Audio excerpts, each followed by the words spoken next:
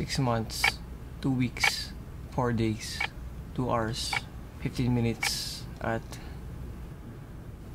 30 seconds. Ganun ko kabisado at kung gaano na ako katagal dito.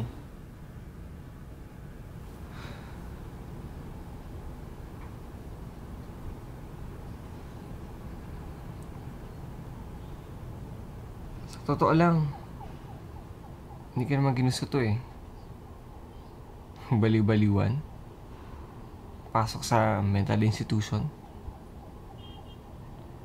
Pero sa bagay, mas maganda naman yung ganito kaysa naman makulong.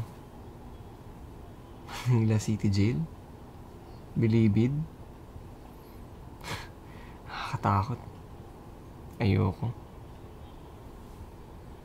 Pero, ano nga bang ginawa ko? Simple lang. Nakapatay ako. Nahuli. Kinasuhan. Pero tarantado ang gago.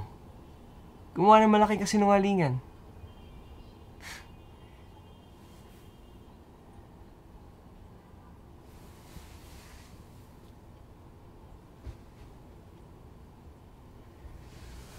Nagbali-baliw man ako. Naniwala namang mga tanga.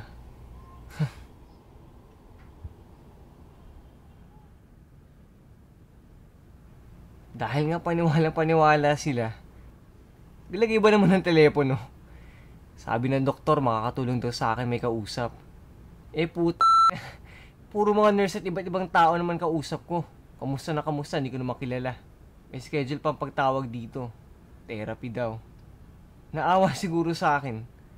Wala na kasi ang pamilya maliban kay Papa. Sa totoo lang, matagal-tagal na rin ako dito eh. Kaya di magtatagal, malalaman na din nila. Tingin ko nga, nanghihinala na sila eh. Kaya, sa lalong madaling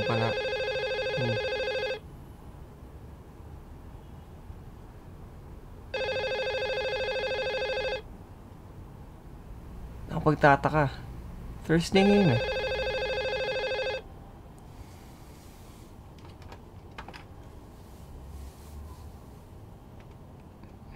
Hello? Pa! Simula kasi nung nakasuhan ako, napunta dito sa mental, hindi ko na nakausap si Papa. Tanda na din si Papa. Nag-aalala tuloy ako. Ayun, nangamusta nga siya. Kwento niya na nabenta na raw niya yung sakahan namin at sa Bacor na lang daw namin siya magtatanim. Namiss ko tuloy yung sariwang kamote na nilalaga niya.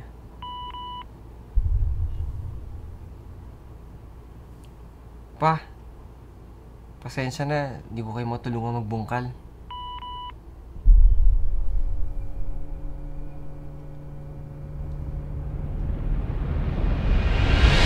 Pa, dyan sa bakura natin. Huwag kayo dyan magbungkal. Diyan ko nilagay ibang mga bangkay.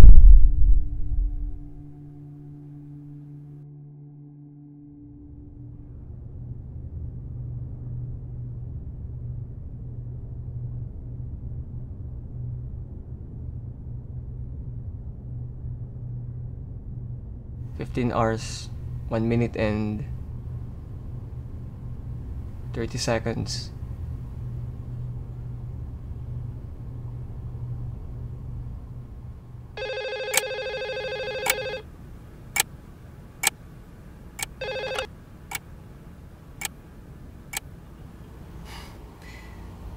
Di nga ako nagkamali. Nakikinig nga sila sa telepono. Hiwalay mo ugo ko. Salamat sa katangahan talaga nila. Di na kailangan magmukal ni tatay sa bakura namin.